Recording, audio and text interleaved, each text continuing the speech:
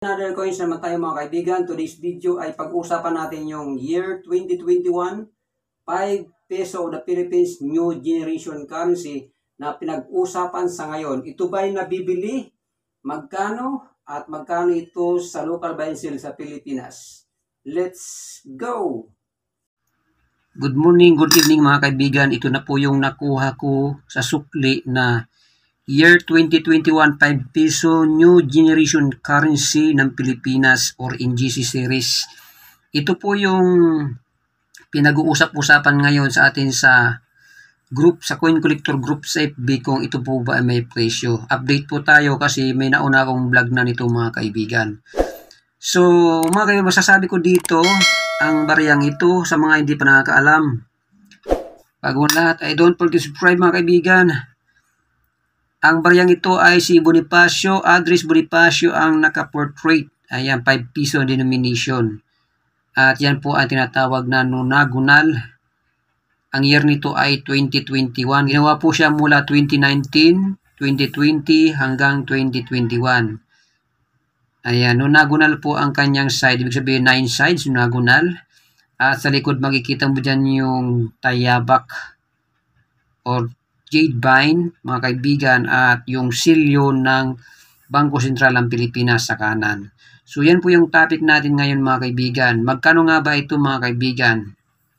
So ang bariyang ito mga kaibigan ay $0.09 sa atin sa conversion sa US money. Ayan, kung mayroon kayo niyan mga kaibigan ay huwag mong pakawalan. Baka magmahal pa mga kaibigan ang gantong bariya. Ayon kay Numismatic.com mga kaibigan, yung gantong bariya, year 2021 ay meron siyang yung 15% ang frequency.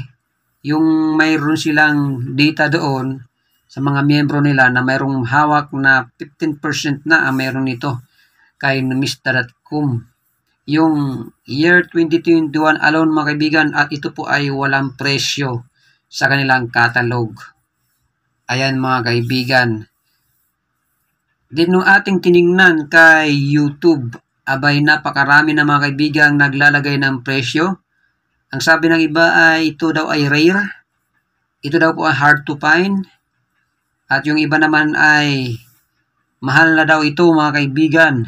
So, sad to say, may nagpipresyo ng isa nito ay 5K sa YouTube mga kaibigan. Mayroon ngang 10K.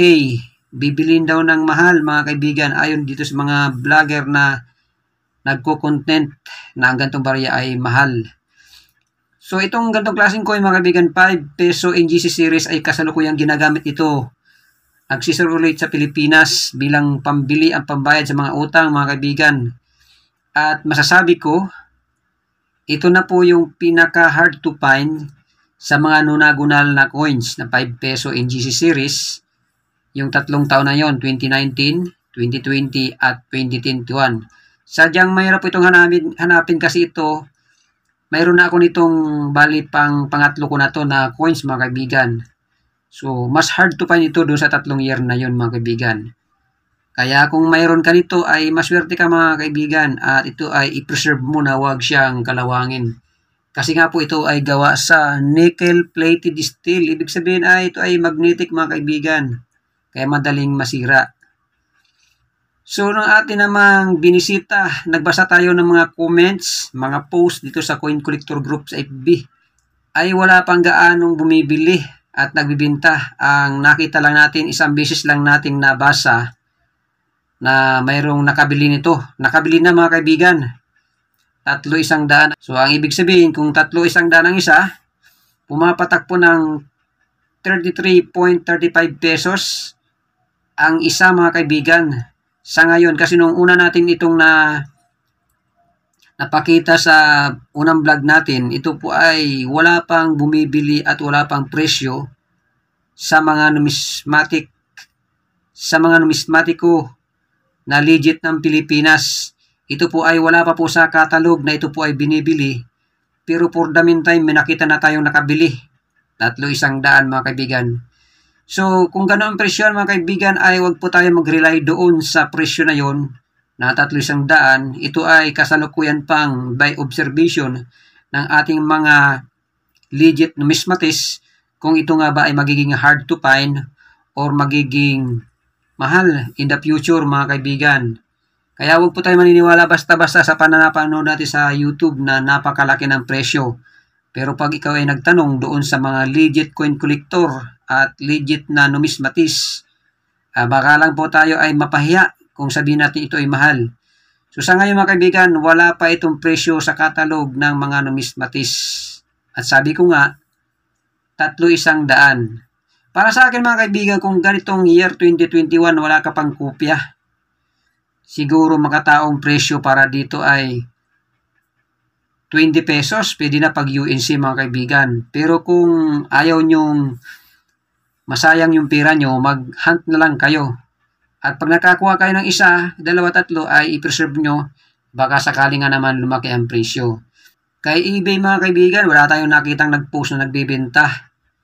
At nakita natin dito kay Carousel, meron mga kaibigan. Kay Carousel, mayroong nag-post doon, binibenta niya ng yung year 2021 mga kaibigan ay 600 pesos. So napakamahal mga kaibigan.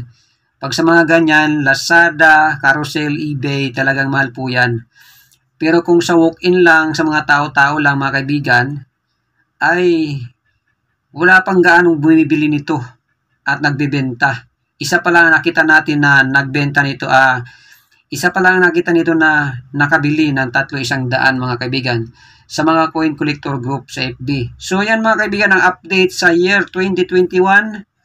Hard to find sa mga nunagunal na 5 piso ng Pilipinas. Marami mong salamat sa pagbisita sa aking channel.